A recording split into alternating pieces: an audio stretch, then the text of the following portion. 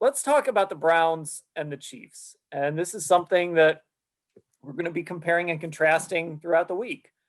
How close are the Browns to the Chiefs?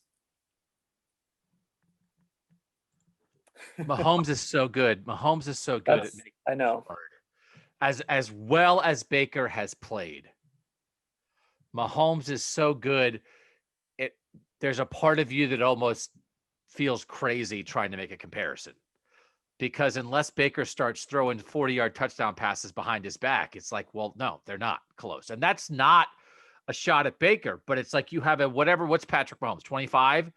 And he looks like he is as talented as any quarterback that has played in this league. Mm-hmm. And they have a great structure in place. So what is everything? I mean, we're talking structure and quarterback. They've got it. Andy Reid's not going anywhere, and Patrick Mahomes isn't going anywhere. So it's almost like, can we set that aside? It's like, other than the fact that they might have the best quarterback of all time, how close are the Browns? Then I think they're kind of close, right? I mean, you're getting in range a little bit because the Chiefs aren't great defensively. The Browns aren't great defensively. You know, the Chiefs have playmakers, but the Browns have playmakers. So I think you're getting in range, but man, I don't know. Mahomes, man. Right. So here's why I like this question, because like you said, Mahomes is like on a whole different level than any other quarterback in the NFL. There's a reason that he made $500 million on his contract extension, or is slated to make $500 million. When you look at the offensive lines, right, that goes to the Browns. You look at the running backs, that goes to the Browns. I think if you looked at the collection of receivers and maybe you threw the tight ends into that mix, you'd have to go with the Chiefs because you got Tyreek Hill, Travis Kelce. I think there's more weapons in that Chiefs receiving core, especially when you throw the tight ends into that mix. But when you do take Mahomes out of the equation, it actually, especially on offense, it isn't as far off as some people might think when you initially ask that question. You know, I think a lot of it, the only reason why you could even talk about them being close is because of the excellent coaching staff of the Cleveland Browns and their ability to scheme it up and to game plan against these teams. You've got one of the best offensive line coaches in the NFL that is creating amazing run plays. Okay, so you're getting some unbelievable stuff from Bill Callahan. You're getting amazing stuff from Chad O'Shea. I mean, he's got Donovan Peoples-Jones, a 6th-round pick, playing really, really well this year. Okay, and then Alex Van Pelt. Extremely impressed with Alex Van Pelt and what he's been able to do with Baker Mayfield.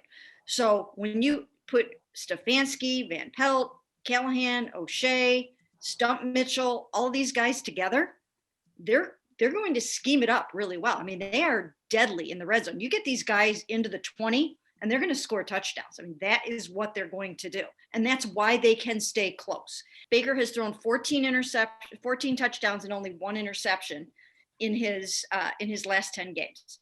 And this defense, I don't think, is even as good as supposedly the Steelers defense was supposed to be, although they didn't seem to really show up yesterday. So I just don't think that, that it's impossible. I don't think they need to go in there quaking and in a bunch of fear. I think that, they have an opportunity to win this game.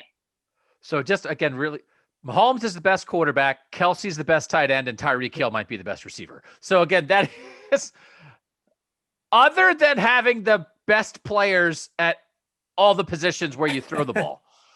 I think the hard thing about they're 15-1, they've looked beatable at times. And I think you get into some of the numbers, some of the deep numbers on them.